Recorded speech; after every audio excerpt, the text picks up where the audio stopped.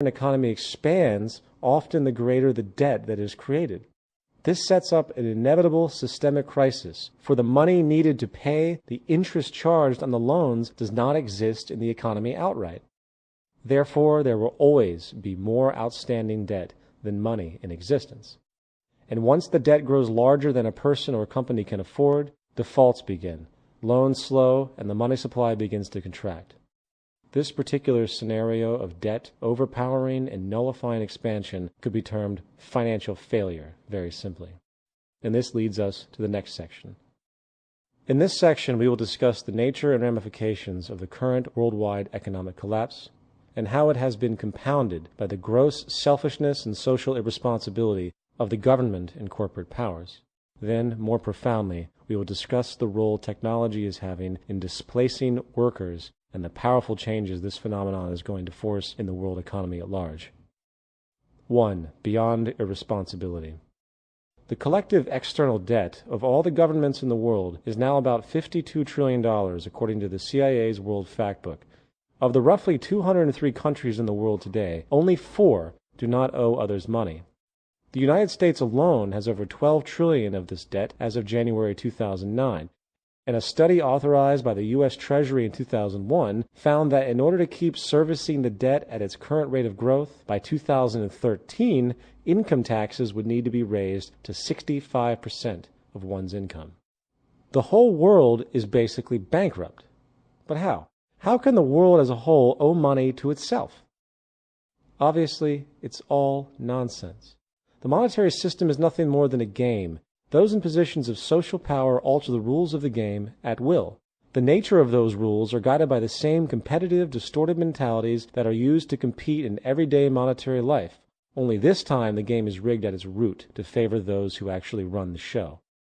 For example, if you have $1 million and put it into a CD at 5% interest, you are going to generate $50,000 a year simply for that deposit. You are making money off of money itself. No invention, no contribution to society, no nothing. That being denoted, if you are a lower or middle class person who is limited in funds and must use credit cards and get interest-based loans to buy your home, then you are paying interest to the bank, which the bank is then turning around and using, in theory, to pay the person's return with the 5% CD. What the bank is basically doing is stealing from the working poor to pay the leisurely rich. Simply put, the social stratification we see in the world today is maintained and guaranteed by the monetary system's underlying mechanisms. That reality aside, let's return to the subject of the so-called business cycle. When money is added to the money supply, that money is then typically put to use for some reason. Very often these reasons include starting a business, buying a home, investing in the stock market, etc. This increase in the money supply often translates into so-called economic growth and hence the boom period of the business cycle. Unfortunately, money cannot be added to the economy indefinitely, for the debt and inflation caused by the expansion will eventually overcome the growth benefits. When problems begin to arise after periods of monetary expansion, such as rising debt levels, slowing people's desire to take on new loans, the central bank and government regulators have basically two choices. They can either, 1, attempt to continue the expansion by infusing even more money, often by lowering the interest rates, making credit cheaper, or 2, let the contraction, hence recession, run its course, raise the interest rates, and bring the economy back to some kind of equilibrium. As far as history is concerned, the pattern has been for them to do both, basically with the idea being to ease the recession by increasing liquidity. The reasoning is simple. It is politically unpopular for the ruling class to have unemployed, poor citizens. This can lead to contempt for leadership and instability. Therefore, there is always the game of placating the public with false security in order to avoid the truth coming out about the inherent dysfunctionality of the monetary system itself. The result of this easing of the contraction simply delays the inevitable, and since the U.S. government has eased virtually every contraction period since the Great Depression by infusing more money into the system, a doomsday scenario likely awaits. The big contraction, and it might be happening right now. As noted earlier, money cannot be added into the economy indefinitely, for the debt and inflation caused by the expansion will eventually overcome the growth benefits. This is what is now happening on a massive scale, and no intervention to ease this crisis is likely to work. Why? Mainly because the debt levels are way too high. The total debt of the U.S. government plus its citizens' private debt was about $53 trillion in 2007. This is simply an absurd amount of debt. The total U.S. money supply, M3, was only about $12 trillion in 2007, while the annual GDP of the U.S. was only about $14 trillion. Unfortunately, there is very little the U.S. government can do to stop this large contraction if they adhere to the tenets of the monetary system.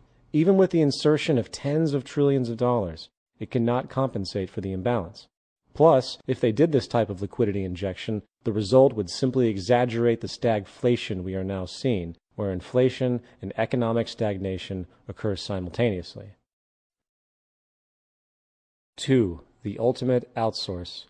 Now, in response to these issues, very often people suggest monetary reform as the solution.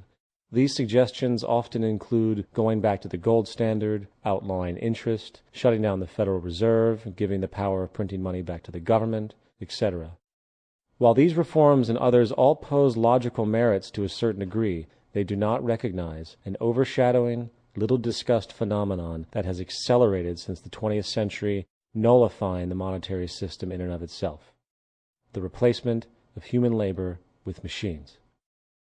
At the core of the economic system itself is the mechanism of labor for income. Our entire economic system is based on human beings selling their labor as a commodity in the open market. If humans do not have the option to work for a living, then the monetary system as we know it is over.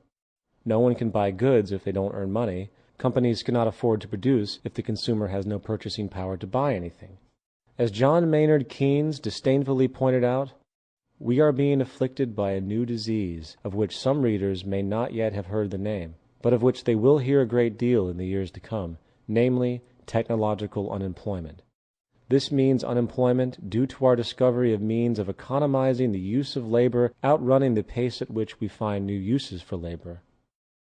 While politicians, business leaders, and labor leaders bicker over issues they claim are responsible for the growing unemployment in the world, such as foreign company outsourcing or immigrant labor, the real cause is going unaddressed in the public debate, and that is technological unemployment. Since market capitalism is built upon the logic of reducing input costs to increase profits, the inclination to replace human labor whenever possible by machine automation is a natural progression of industry. After all, a machine doesn't need to take breaks, it doesn't require health insurance or benefits, and it isn't a part of a demanding labor union.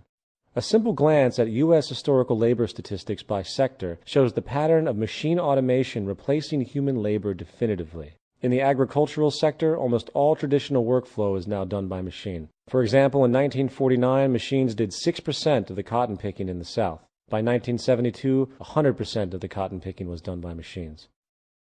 In 1860, 60% of America worked in agriculture, while today it is less than 3%. When automation hit the U.S. manufacturing sector in the 1950s, 1.6 million blue-collar jobs were lost in 9 years.